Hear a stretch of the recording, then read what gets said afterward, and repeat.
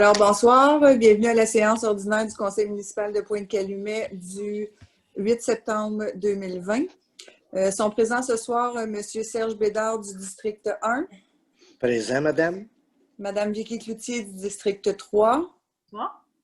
M. Patrick Beauchamp, district 4. Salut. Mme Barbara Legault, district 5. Bonsoir.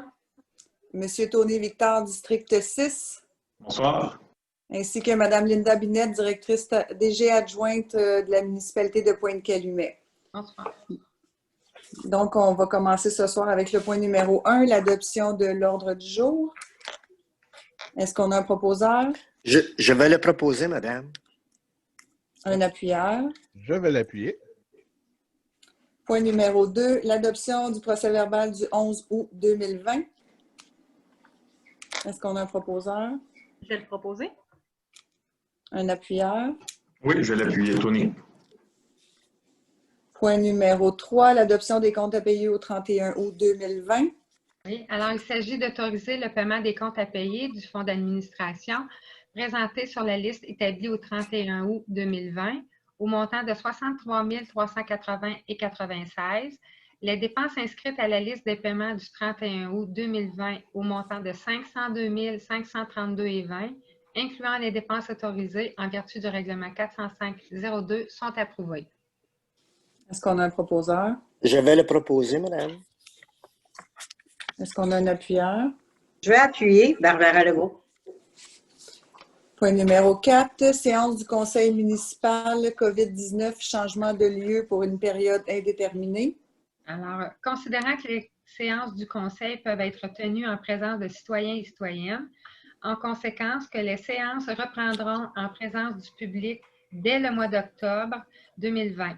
Afin de répondre aux directives de la santé publique relativement à la distanciation sociale, les séances auront lieu exceptionnellement au centre communautaire Albert Cousineau, situé au 190 41e avenue. Les personnes se présentant à une séance du conseil municipal devront respecter les mesures sanitaires mises en place, à savoir porter un masque, se désinfecter les mains, respecter la distanciation physique. Afin de ne pas compromettre la sécurité des personnes présentes, la municipalité se réserve le droit de refuser une personne présentant des symptômes de COVID-19 ou refusant de respecter les mesures sanitaires. Qu'un avis public soit affiché sur le territoire de la municipalité aux endroits habituels et publié sur le site Internet de la municipalité. Est-ce qu'on a un proposeur? Je vais le proposer. Un appuyeur? Je vais l'appuyer, Patrick. Point numéro 5, entente de collaboration avec le ministère de l'Environnement et de la lutte contre les changements climatiques relative aux travaux de rehaussement et de consolidation à réaliser sur la portion de la digue ouest de la municipalité de Pointe-Calumet. Autorisation de signature. Alors que le conseil municipal autorise la directrice générale à signer pour et au nom de la municipalité de Pointe-Calumet l'entente de collaboration avec le ministère de l'Environnement et de la lutte contre les changements climatiques relative aux travaux de rehaussement et de consolidation à réaliser sur la portion de la digue ouest de la municipalité de Pointe-Calumet. Est-ce qu'on a un proposeur? Je vais le proposer, Serge. Un appuyeur? Je vais l'appuyer, Tony.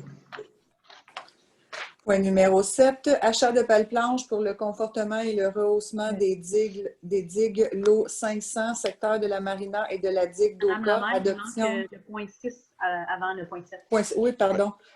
Point 6, gestion de personnel, inspectrice en urbanisme et en environnement, permanence. Alors, il s'agit d'accorder la permanence à Mme Catherine Mallet au poste d'inspectrice en urbanisme et en environnement, effective à compter du 23 septembre 2020. Est-ce qu'on a un proposeur? Je vais proposer Barbara Legault. Un appuyeur? Oui, je vais le proposer, Tony Victor. Appuyé. On va aller au point 7. Achat de pales-planches pour le confortement et le rehaussement des digues l'eau 500, secteur de la Marina et de la digue d'Oka. Adoption de la soumission.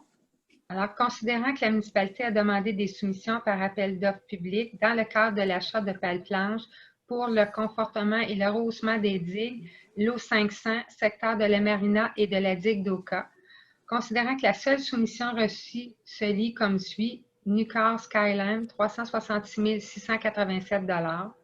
Considérant que la soumission de la firme Newcastle Skyline s'est avérée conforme, en conséquence que la soumission de la firme Newcastle Skyline pour un montant de 366 687 taxes incluses pour l'achat de pales planches pour le confortement et le rehaussement des digues du secteur de la marina et de la digue d'Oka soit adopté. Que l'achat de pales planches soit conditionnel à l'obtention des certificats d'autorisation émis par le ministère du Développement durable, de l'Environnement et de la lutte contre les changements climatiques, le ministère des Forêts, de la Faune et des Parcs, ainsi que le ministère des Pêches, des Océans et de la Garde côtière canadienne. Est-ce qu'on a un proposeur? Oui, je vais le proposer, Madame le maire. Tony Victor. Un appuyeur? Je vais l'appuyer. Patrick Beauchamp. Point numéro 8, travaux de confortement et de rehaussement des murs de béton protégeant le territoire municipal des eaux du lac des Deux-Montagnes, changement et activités supplémentaires, mandat.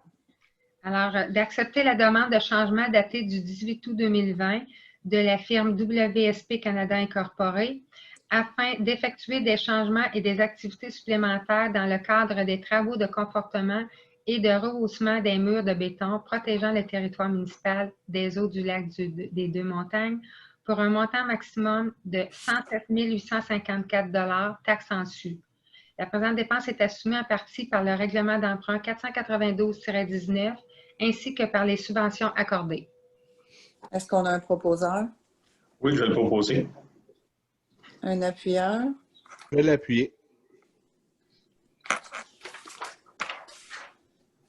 Donc, point numéro 9, travaux de confortement et de rehaussement des digues l'eau 400 entre la 32e avenue et le boulevard Proulx et entre la 18e et la 25e avenue et le lot 500, secteur de la marina et de la digue d'Oka, adoption de la soumission. Alors, considérant que la municipalité a demandé des soumissions par appel d'offres publiques pour les travaux de confortement et de rehaussement des digues l'eau 400 entre la 32e avenue et le boulevard Proulx et entre la 18e et la 25e avenue et le lot 500, secteur de la marina et de la digue d'Oka. Considérant que les soumissions reçues se lisent comme suit: Construction Verdure Incorporée, 11 081 710 et 16 sous. Duro-King Construction, 11 755 546 et 66 sous. Cusson-Morin Construction, 11 787 080 et 73 sous. Loisel Incorporé, 12 345 678 et 89. Ali Excavation, 12 771 523 et 73. Entreprise GNP Incorporée, 13 556 611 et 42. Beluga Construction, 13 673 939 et 39 sous. Considérant que la soumission de la firme Construction Verdure Incorporée s'est avérée non conforme. Considérant que le deuxième soumissionnaire le plus bas est Duro-King Construction, 9200-2088 Québec Inc. En conséquence, que la soumission de la firme Duro-King Construction au montant de 11 755 546 et 66, taxes incluses, pour les travaux de confortement et de rehaussement des digues, l'eau 400 entre la 32e avenue et le boulevard Proulx et entre la 18e et la 25e avenue, et le lot 500, secteur de la marina et de la digue, soit adopté.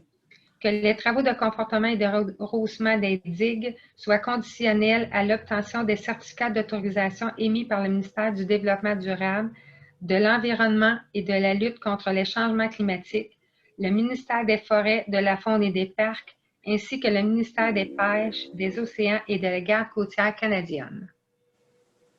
Donc, est-ce qu'on a un proposeur? Je vais le proposer. Un appuyeur?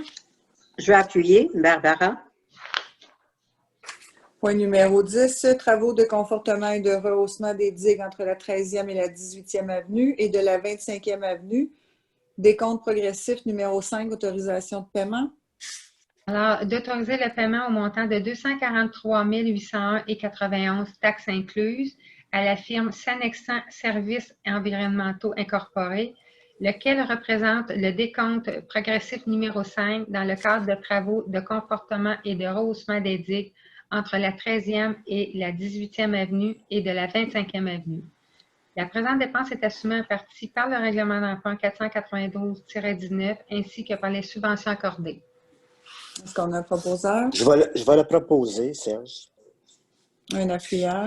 Je vais appuyer Barbara.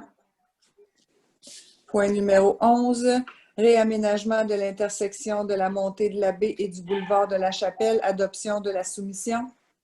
Considérant que la municipalité a demandé des soumissions par appel d'offres pour le réaménagement de l'intersection de la montée de la baie et du boulevard de la Chapelle, considérant que les soumissions reçues se lisent comme suit: La Vallée et Frères, 700 000 Bernard Paysagiste, 980 789,64 sous. Considérant que la soumission de la firme La Vallée et Frères s'est avérée la plus basse conforme, en conséquence que la soumission de la firme La Vallée et Frères au montant de 700 000 taxes incluses pour le réaménagement de l'intersection de la montée de la baie et du boulevard de la Chapelle soit adoptée. Est-ce qu'on a un proposeur? Je vais le proposer. Un Serge. appuyeur. Oui, je vais l'appuyer, Tony Victor. Point numéro 12, travaux de réfection de la 48e avenue entre André Soucy et la piste cyclable, honoraires professionnels, études géotechniques, autorisation de paiement.